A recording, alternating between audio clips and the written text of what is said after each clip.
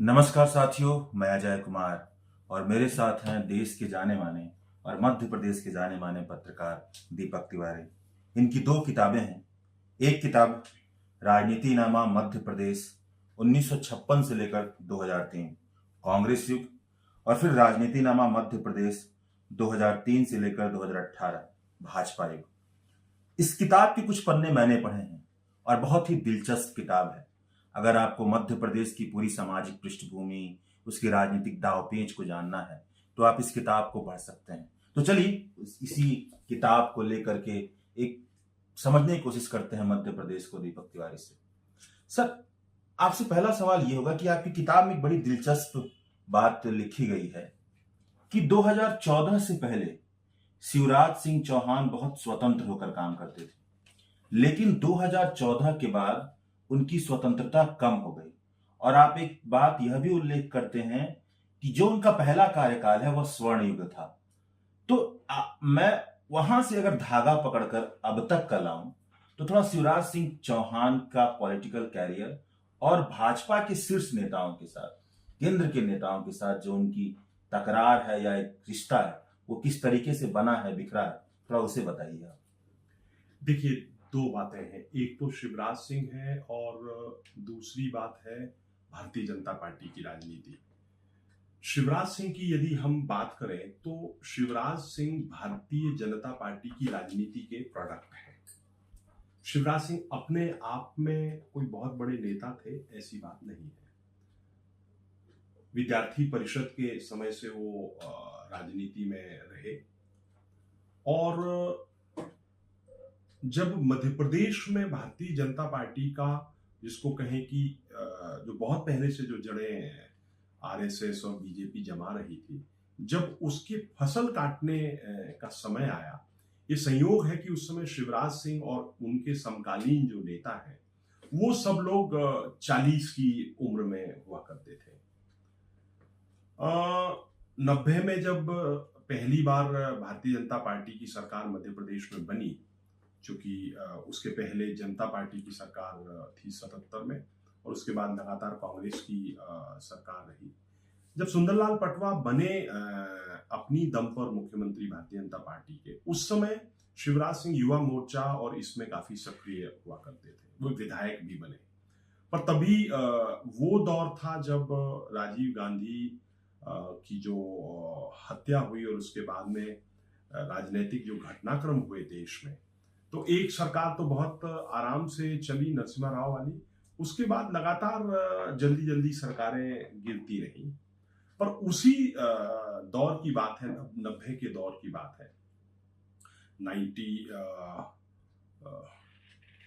और उसके पहले 92 के करीब की बात है कि जब लोकसभा के चुनाव हो रहे थे, तो लोकसभा में उस समय अटल बिहारी वाजपेयी भारतीय जनता पार्टी के प्रधानमंत्री के चेहरे होते थे। वो दो जगह से चुनाव लड़े, लखनऊ से और विदिशा से। स्वाभाविक है, दोनों जगह वो जब जीते, क्योंकि विदिशा एक ऐसी सीट मध्य प्रदेश की हुआ करती है जो हिंदूवादी सीट बहुत अरसे से है, तो बहुत आसानी से उनकी जीत हुई। पर जब छोड़ने की बारी आई तो उन्होंने विदिशा की सीट छोड़ के लखनऊ की सीट रिटेन की। तो ये हुआ कि किसे फिर यहां पर चुनाव लड़ाया जाए। उस समय शिवराज सिंह बुधनी से नए नए विधायक बने थे। कुछ कारणों से इनकी सुंदरलाल पटवा के साथ में तकरार हो रही थी, क्योंकि ये यूथ एमएलएस का ये नेतृत्व करते थे, तो उनको लगा कि बेहतर होगा कि इनके लिए लोकसभा में भेज दिया जाए। तो एक तरह से शिवराज सिंह वाजपेयी जी के सीट के ही उत्तराधिकारी नहीं बने, उस राजनीतिक शैली के भी उत्तराधिकारी बन गए। तो इसलिए शिवराज सिंह की जो भाषण की जो शैली है उस समय, यदि ये देखें उस समय, तो बहुत कुछ वाजपेयी जी के अंदाज में बोलते थे। उसके बाद में कालांतर में चीजें चलती गई, चुनाव हुए मध्य प्रदेश में, 93 के चुनाव हुए, बीजेपी हार गई। 98 में फिर बीजेपी हार गई। उस समय बीजेपी की तरफ से मध्य प्रदेश के चुनाव प्रभारी दिग्विजय सिंह हुआ, नरेंद्र मोदी हुआ करते थे। दिग्विजय सिंह दूसरी बार मुख्यमंत्री बने। और उसके बाद में जब 2003 की बात आई तो केंद्र की भारतीय जनता पार्टी ने उमा भारती को, जो केंद्रीय मंत्री हुआ करती थी उस समय, मध्य प्रदेश भेजा। और जिस तरह से वो चुनाव लड़ी और उस चुनाव लड़ने में जिस तरह से उन्होंने दिग्विजय सिंह को हराया, तो भारतीय जनता पार्टी को प्रचंड बहुमत मिला। 230 में से 173 सीटें आई उस समय भारतीय जनता पार्टी के भीतर जो एक उनका जो स्थायी गुट चलता था, ठाकरे पटवा वाला, वो उमा भारती का विरोधी था। वो हमेशा से चाहते थे कि उमा भारती के खिलाफ शिवराज सिंह को प्रमोट किया जाए, पर तब शिवराज सिंह के बदले उमा भारती को बना दिया गया। संयोग हुआ उमा भारती को 8 महीने में ही इस्तीफा देना पड़ा। पार्टी ने सोचा कि हम शिवराज सिंह को मुख्यमंत्री बना के भेजेंगे, क्योंकि 8 महीने पहले पार्टी ने इन्हीं शिवराज सिंह को दिग्विजय सिंह के खिलाफ विधानसभा का चुनाव लड़ाया था, जिसमें शिवराज सिंह हारे थे। पर फिर परिस्थिति हुई, उमा भारती ने बाबूलाल गौर को मुख्यमंत्री बनाना पसंद किया, शिवराज सिंह मुख्यमंत्री नहीं बन पाए। उसके लगभग 2-2.5 साल के बाद में फिर जब परिस्थितियां बनी तो पार्टी ने जबरदस्ती करके शिवराज सिंह को मध्य प्रदेश में मुख्यमंत्री बनाकर भेजा। तो शिवराज सिंह लगभग 3 वर्ष तक उस सरकार में मुख्यमंत्री रहे। वो पहला उनका कार्यकाल था। दूसरा कार्यकाल जब 2008 में जब वो चुनाव लड़े और अपनी दम पर जीते, तो 8 से लेके 13 के बीच में उनके जो 5 वर्ष थे, उन्हीं के लिए मैंने अपनी किताब में लिखा है कि ये शिवराज सिंह का स्वर्णिम युग था। शिवराज सिंह ने उस दौर में बहुत अच्छी योजनाएं मध्य प्रदेश में आरंभ की। लाडली लक्ष्मी योजना, जिसमें मध्य प्रदेश में भ्रूण हत्या बहुत ज्यादा होती थी, तो उससे निपटने के लिए उन्होंने कहा कि जो बच्ची जहां पर भी पैदा होगी तो पैदा होते ही हम उसके खाते में इतने पैसे जमा करेंगे।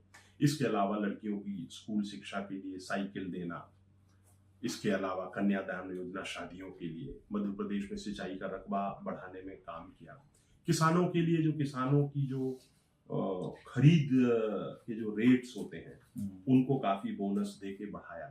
और शिवराज सिंह जिसमें कहा कि जैसा वो चाहते थे वो उन्होंने किया, और वैसा चाह के जब उन्होंने जो कुछ भी किया उसका परिणाम ये हुआ कि भारतीय जनता पार्टी, जो लार्जली ब्राह्मण बनियों की पार्टी कहलाती थी, मध्य प्रदेश में उन्होंने उस ब्राह्मण बनियों की पार्टी को गरीब गुरुओं की पार्टी में कन्वर्ट किया। ठीक, तो यहां तक का सफर तो आपने बता दिया, लेकिन यहां तक के बाद का भी सफर जो मौजूदा वक्त में सबसे असरकारी दिख रहा है, थोड़ा उस सफर पे भी शिवराज सिंह का रोशनी डाली, क्योंकि वही इस समय मध्य प्रदेश की राजनीति में केंद्र बिंदु है। देखिए, जो व्यक्ति का सर्वोच्च पॉइंट होता है किसी के करियर का, वही इतिहास गवाह है कि वही उसके डाउनफॉल का भी फिर एक पॉइंट बनता है। शिवराज सिंह ने जिस तरह से मध्य प्रदेश में भारतीय जनता पार्टी को गरीब गुरुओं की पार्टी बनाया, और यदि आप मेरी दूसरी पुस्तक देखेंगे तो मैंने उसके कवर में ही लिखा है कि कैसे बदला शिवराज सिंह ने राजनीति का व्याकरण। शिवराज ने कैसे रचा नया राजनीतिक व्याकरण, और अन्य नेताओं का देखा जाए तो वो जो व्याकरण उन्होंने बदला, वो मेरा इशारा यही है कि इन्होंने गरीबों की पार्टी बनाया भारतीय जनता पार्टी को मध्य प्रदेश में, and this is much before Narendra Modi did after he became prime minister. तो यही शायद बीजेपी के भीतर उनके जो प्रतिद्वंदी थे, और उस समय जो उनके प्रतिद्वंदी बन के निकल रहे थे वो नरेंद्र मोदी थे, उन सबके लिए लगा कि ये एक खतरे की घंटी है। चूंकि ये ओबीसी नेता है, अच्छा भाषण करते हैं, उत्तर भारत के हैं, इन्होंने जिस तरह से गरीब गुरुओं में अपनी छवि बनाई है, इनका महिलाओं के भीतर जितनी पकड़ है। उसके बाद में शिवराज सिंह दिल्ली की राजनीति में आडवाणी गुट के माने जाते थे। नरेंद्र मोदी स्वाभाविक है कि वो आडवाणी गुट के से निकल के बाहर उनको चैलेंज कर रहे थे। तो उस समय जो परिस्थितियां बनी, तो संभवतः इनसे नरेंद्र मोदी बहुत ज्यादा खुश नहीं रहते थे। खुश ना रहने का कारण ये, क्योंकि उनको ये लगता था कि ये हमारे चैलेंज आगे कभी बन सकते हैं, क्योंकि शिवराज सिंह भारतीय जनता पार्टी की राजनीति में वो नाम है जिससे राष्ट्रीय स्वयंसेवक संघ कभी नाराज नहीं रहा, और ये जो आरएसएस की जो चाहते हैं उन सब में अच्छे से टिक करते हैं। शिवराज सिंह कभी किसी भी चीज के लिए ईगो पॉइंट नहीं बनाते। शिवराज सिंह ने हमेशा समन्वय की राजनीति की है। इसके अलावा शिवराज सिंह, जैसा मैंने शुरू में कहा, कि अपने आप को अटल बिहारी वाजपेयी की राजनीति की शैली में आगे बढ़ाते थे, एक तरह के लिबरल लीडर हुआ करते थे। लेकिन जिस तरह से घटनाक्रम 2018 में जब ये चुनाव हारे और योगी का उदय हुआ और जो बुलडोजर वाली राजनीति आई, तब फिर शिवराज सिंह भी कुछ भ्रमित हुए, और ये हार्डकोर जिसको बुलडोजर और ये सब चीजें करने की दिशा में आगे बढ़े। और फिर उसके बाद से मुझे लगता है कि राजनीतिक रूप से पार्टी के भीतर शिवराज सिंह के दुश्मन शायद ज्यादा बढ़े, या यूं कहें कि इनका जो राष्ट्रीय नेतृत्व है वो इनसे कुपित रहने लगा, और कुपित इस कदर रहने लगा कि अभी आज ही की घटना है, कल की घटना है कि मध्य प्रदेश में एक जो औद्योगिक, उनके शिवराज सिंह के विधानसभा क्षेत्र में जो एक औद्योगिक घराना है, बड़ी उद्योग है, कपड़ा और इसकी फैक्ट्री है, उनके यहाँ पर 50 जगहों पर इनकम टैक्स के छापे मारे गए, जो ये माना जा रहा है ये सीधा सीधा शिवराज सिंह पर उनको कमजोर करने का एक, जिस तरह से मोदी और अमित शाह की राजनीति चलती है उसके उसी पैटर्न पे कुछ ये है। तो ऐसा करके अब कितना इससे बीजेपी को मध्य प्रदेश में फायदा होगा ये तो भविष्य ही बताएगा, लेकिन ये जरूर तय हो चुका है कि मध्य प्रदेश में अब भारतीय जनता पार्टी के भीतर जिसको कहें कि वर्टिकल डिवीजन हो चुका है, जो शिवराज के साथ में है और जो शिवराज सिंह के साथ में नहीं है। ये व्यक्त नहीं है, कोई इसके बारे में कोई नेता बयान नहीं देगा, पर दिल्ली की भाजपा और मध्य प्रदेश की भाजपा, अब ये बिल्कुल दो चुनाव की धाराएं हैं। अब इसमें क्या होता है भगवान। एक प्रश्न फिर से मैं शिवराज पे ही पूछूंगा। आप अपनी किताब में जिक्र करते हैं कि जब वो पहले कार्यकाल में है उस समय जो एक सोर्स ऑफ मनी है, पैसा भाजपा के केंद्रीय संगठन में, वो मध्य प्रदेश की तरफ से जाता है, लेकिन दूसरे कार्यकाल 2014 में खुद नरेंद्र मोदी काबिज हो जाते हैं और वो केंद्र में सत्ता आ जाती है, तो ये जो चीज है, एक रास्ता है, सोर्स, ये टूट जाता है। और ये मुझे पूछना था, एक पार्टी के संगठन के तौर पर क्या इससे मजबूती होती है कि पैसा कहां से आ रहा है, किसी को बहुत ज्यादा स्वतंत्रता मिल जाती है? और दूसरा प्रश्न ये शिवराज सिंह से जुड़ा है, हम लोगों ने 4-5 दिनों में, मैंने आशीष रंजन पॉलिटिकल स्टेशन के साथ यात्रा की मध्य प्रदेश की, एक चीज पाया कि 18 साल के कार्यकाल में लोग अक्सर ये बात करते हैं कि सड़क बना, पानी आई, बिजली बनी, तो क्या 18 साल में ये जो 3 चीजें हैं, यह 3 चीजें ही सबसे महत्वपूर्ण की काम है? क्या इसके अलावा उन्होंने कुछ किया? देखिए, शिवराज सिंह ने जहां भारतीय जनता पार्टी की राजनीति में भाजपा को फायदा पहुंचाया, भाजपा को एक जिसको कहें कि वोट विनिंग मशीन के रूप में कन्वर्ट किया, वहीं मध्य प्रदेश के साथ में शिवराज सिंह ने अन्याय किया। क्योंकि मध्य प्रदेश में इतनी लंबी पॉलिटिकल स्टेबिलिटी मिली और इस पॉलिटिकल स्टेबिलिटी का लाभ मध्य प्रदेश के लिए नहीं मिला। जब मध्य प्रदेश में पहली बार भारतीय जनता पार्टी की सरकार बनी थी तब इस पे कुल कर्ज था मध्य प्रदेश में 28,000 करोड़ रुपए। आज वो कर्ज बढ़कर हो चुका है 3 लाख करोड़ रुपए से कहीं ज्यादा। आज लगभग 30-32 हजार करोड़ रुपए तो हर महीने का ब्याज, हर साल का ब्याज मध्य प्रदेश सरकार दे रही है। तो जिस तरह से इस पॉलिटिकल स्टेबिलिटी का लाभ नहीं ले पाए, तो मध्य प्रदेश में आज औद्योगिकीकरण की बहुत समस्या है, उससे कोई नए रोजगार सृजित नहीं हुए। मध्य प्रदेश में बेरोजगारी की स्थिति बहुत ज्यादा है। मध्य प्रदेश में शिक्षा का जो स्तर है, शिक्षा की जो क्वालिटी है, मैं पूरी जिम्मेदारी से कह सकता हूं कि मध्य प्रदेश में बाकी राज्यों की तुलना में, दक्षिण के राज्यों की तुलना में तो मैं कहूंगा कि बहुत ही अच्छी नहीं है, लचर है। फिर स्वास्थ्य की जो व्यवस्थाएं हैं, आज भी मध्य प्रदेश में कोई ऐसे बड़े अस्पताल नहीं है कि जिनके लिए दूसरे राज्य के लोग यहाँ पर इलाज कराने के लिए आना चाहें। आज भी मध्य प्रदेश में ऐसे शिक्षा के कोई बड़े जिसको कहें केंद्र नहीं है, कोई यूनिवर्सिटीज नहीं है जहां पर कि बाहर के लोग इसलिए आना चाहें कि भाई ये जो इस पर जो ध्यान नहीं दिया इन्होंने, ज्यादा ध्यान जो किसान और पार्टी को केवल राजनीति वोट के हिसाब से जो हर काम किया, उसका नतीजा ये हुआ कि पूरी की पूरी एक पीढ़ी, यही कारण है कि व्यापम जैसे भ्रष्टाचार मध्य प्रदेश में हुए। भारत का सबसे बड़ा जो भर्ती घोटाला है व्यापम, वो मध्य प्रदेश में हुआ। तो जो गवर्नेंस के लेवल पर शिवराज सिंह ने कुछ भी ऐसी चीज नहीं की जिसके कारण वो याद रखे जाए। वो कृषि के क्षेत्र में कह सकते हैं कि उन्होंने प्रोडक्शन ज्यादा बढ़ाया, उन्होंने सिंचाई की चीजें बढ़ाई, सड़कें की, लेकिन इसमें आज भी मध्य प्रदेश बिजली के मामले में जिस भी दिन 18,000 से ज्यादा डिमांड हो जाती है, 18,000 मेगावाट से ज्यादा मध्य प्रदेश में बिजली का संकट पैदा हो जाता है। तो जो राज्य जिस तरह से विकसित होना चाहिए था, और उसका मुझे लगता है कि जो दोष है वो पूरी तरह से शिवराज सिंह पर है, क्योंकि इतनी स्टेबिलिटी के बाद भी यदि आप कुछ नहीं कर पाए तो इसका मतलब है कि आपने जो विजन जो था उसकी कमी थी। अब थोड़ा समाज पे एक सवाल। मैं बिहार से आता हूं। जिस तरीके से आवाज लालू प्रसाद यादव की बिहार में सुनाई देती है, उसी तरह की आवाज, जबकि ये मध्य प्रदेश का इलाका है, सामाजिक न्याय के नाम पर आदिवासी और अब ओबीसी बहुसंख्यक इलाका है, वैसी आवाज शिवराज सिंह चौहान या कमलनाथ, या छोड़ दीजिए, एक सामाजिक आंदोलन सबसे बड़ा उभार यहां पर क्यों नहीं हुआ? इतनी बड़ी आबादी होने के बावजूद क्या दिक्कतें रही? देखिए, उसके बहुत सारे ऐतिहासिक कारण हैं। एक तो सबसे बड़ा कारण यह है कि मध्य प्रदेश एक पॉलिटिकल एंटिटी के रूप में आज भी पूरी तरह से एक यूनिट है ऐसा नहीं कहा जा सकता।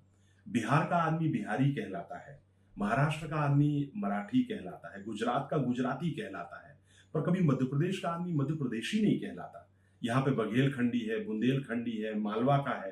तो वो जो एकीकरण होना था राज्य में, वो नहीं हो पाया। फिर उसके बाद में यहाँ पर ज्यादा समय चूंकि कांग्रेस की ही सत्ता रही, कांग्रेस ने कुछ इस तरह का सिस्टम बना रखा था जिसको अम्ब्रेला पॉलिटिक्स बोलते हैं। तो उन्होंने सब लोगों को, सब जातियों के लिए थोड़ा थोड़ा रिप्रेजेंटेशन दिया। कहीं पर भी बहुत बड़ा यदि कोई मूवमेंट हुआ तो वहां उसको बहुत सफलतापूर्वक उसको, जिसको कहें कि खत्म कर दिया। जब बीजेपी आई तो बीजेपी ने प्योरली एंड प्योरली ओबीसी की राजनीति को आगे बढ़ाया और उसमें काफी हद तक वो सफल हुए। उनको रिप्रेजेंटेशन भी ओबीसी के लिए मिला। आदिवासी वर्ग जो है और जो दलित समुदाय है, इस बात से मैं बिल्कुल सहमत हूं कि मध्य प्रदेश का उतना वोकल नहीं है जितना कि होना चाहिए। पर फिर आपको इसमें इसके कोई ऐतिहासिक पक्ष देखना पड़ेगा कि किस राज्य में फिर ये दो वर्ग बहुत वोकल हैं। ओबीसी की बात से मैं बिल्कुल सहमत हूं कि जिस तरह से बिहार यूपी में ओबीसी का है, वैसा यहां नहीं है। उसके पीछे एक और रीजन है कि जो यहां पर ओबीसी की जो डोमिनेंट कास्ट है, लोधी, कुर्मी, यादव, काछी, इनमें से किसी की भी जनसंख्या का जो प्रतिशत है डबल फिगर में नहीं है, सभी सिंगल फिगर में है। तो एक कोई ना होने से लीडरशिप हमेशा दूसरे लोग ले जाते रहे। आपसे अंतिम सवाल। आपने 2 किताबें लिखी हैं, मैं फिर से बता दूं अपने दर्शकों को। राजनीति नामा मध्य प्रदेश 2003 से 2018 और राजनीति नामा मध्य प्रदेश 1956 से 2003। बहुत ही दिलचस्प शैली में लिखी हुई किताबें हैं। अगर आपको मध्य प्रदेश जानना है तो पढ़िए। आपने 2 किताबें लिखी, मतलब आपने पूरा एक संसार खंगाला होगा मध्य प्रदेश का और पूरे भारत की राजनीति का। एक चीज आ रही है कि नैतिकता तो कहीं दिखती नहीं है, नैतिकता तो गायब हो गई है पूरी तरह से। चुनाव प्रबंधित होने लगे हैं और राज्य और नागरिक के बीच का जो रिश्ता है वह राशियों पर, पैसे पर, प्रोत्साहन पर, इंसेंटिव पर टिक गया है। क्या बदल रहा है कि जो हम भारतीय संविधान की मूल भावना है उसके मुताबिक राज्य और नागरिक का रिश्ता नहीं बन रहा है, एक कारोबारी और एक लाभार्थी की तरह से रिश्ता बन रहा है। क्या टूट रहा है इसमें? थोड़ा अपने आप अंतर्दृष्टि से बता पाए तो। देखिए, बहुत सहज प्रश्न तो नहीं है कि जिसका बहुत आसानी से उत्तर मिल सके, पर जो मुझे लगता है, जो मेरी छोटी बुद्धि से मैं समझ पाता हूं, आजादी के बाद से ही जिस तरह की परिस्थितियां हमारे यहाँ रही, देश में जो रही, उसमें मध्य प्रदेश कोई बहुत ज्यादा अछूता नहीं है। मध्य प्रदेश का एक बड़ा वर्ग वो था जो अंग्रेजी शासन से शासित होता रहा था और बाकी का पूरा इलाका राजे रजवाड़ा वाला इलाका था। तो ये एक शुरुआत से ही यहाँ पर एक ये बड़ा अंतर रहा। फिर उसके बाद जिस तरह से शिक्षा पर ध्यान दिया जाना चाहिए था, मुझे लगता है कि, और ये पूरे देश की समस्या है कि यदि इतने साल हम लोग उस इतने शानदार संविधान के साथ में यदि हम लोग रहे और अगर यदि हम संविधान की जो मूल भावना है, जो उसका जो मौलिक भाव है, वो यदि हम लोगों को नहीं समझा पाए तो शायद कहीं ना कहीं ओवरऑल सिस्टम की कुछ दिक्कत थी। मध्य प्रदेश के मामले में हम ये कहेंगे कि यहाँ की जो लीडरशिप रही दोनों पॉलिटिकल पार्टीज की, वो बहुत विजनरी लीडरशिप नहीं रही है। सभी लोगों का ध्येय केवल अगला चुनाव जीतना बना रहा। राज्य की अस्मिता, राज्य का विकास, राज्य को लेके एक रोड मैप, इस दिशा में समग्र रूप से सोचने वाले मध्य प्रदेश में एक ही दो मुख्यमंत्री रहे, पर दुर्भाग्य से उन्हें ज्यादा समय नहीं मिला। और चूंकि उस तरह का कोई विजन डेवलप नहीं हो पाया, वो नीचे जनसंख्या में भी परिलक्षित हुआ, लोगों में परिलक्षित हुआ। यही कारण है कि आप पाते हैं कि यहाँ राजनीतिक चेतना का प्रादुर्भाव उस तरह से नहीं हुआ जैसा बिहार में है या उत्तर प्रदेश में है। यहाँ पर चलता है का भाव कुछ ज्यादा है, मुझे ऐसा लगता है। हो सकता है कि मैं गलत हूं, बहुत सारे लोग मध्य प्रदेश के मेरे इस बात से असहमत भी हो सकते हैं, क्योंकि मध्य प्रदेश में अलग अलग रीजन्स हैं। ग्वालियर चंबल है, उसकी अलग चेतना है। विंध्य है, उसकी अलग चेतना है। बुंदेलखंड है, उसकी अलग चेतना है। निमाड़ है जो महाराष्ट्र और गुजरात से लगता है, उसकी अलग चेतना है। मालवा है, उसकी बिल्कुल अलग चेतना है जो राजस्थान से लगता है। तो बहुत सारी जो सोशियो कल्चरल रीजन्स हैं, उनसे निकल के कोई एक चीज ऐसी सामने आ पाई हो, ऐसा अभी तक नहीं हुआ। माफी में फिर चाहूंगा, जानकारी का खजाना है आपके पास, तो एक छोटा सवाल मैं अंत में पूछूं आपसे। महज 6% मुस्लिम आबादी है यहाँ पर, मगर उसके बावजूद भी पिछले 5-6 दिनों की अपनी छोटी सी समझ में समझ पाया कि उनके खिलाफ एक ध्रुवीकरण है, इतनी छोटी आबादी को लेकर के भी। वह क्यों, मतलब ऐसा क्यों? इसका जवाब मुझे लगता है कि आपको भारतीय जनता पार्टी के जो प्रोपोगेंडा मैनेजर्स हैं, उनसे पूछना चाहिए। उनका सफल प्रोपोगेंडा है कि मतलब जो चीज है नहीं, उसे आप मतलब जिसको बोलते हैं कि वो गंजों के गांव में कंघी बेच पाने में सफल हुए हैं। शुक्रिया, बहुत बहुत शुक्रिया। Thank you. द वायर के और वीडियोस देखने के लिए सब्सक्राइब करें और बेल आइकन पर क्लिक करें। स्वतंत्र पत्रकारिता की आर्थिक मदद करने के लिए डिस्क्रिप्शन में दिए गए लिंक पर जाएं और अपनी राशि चुनें।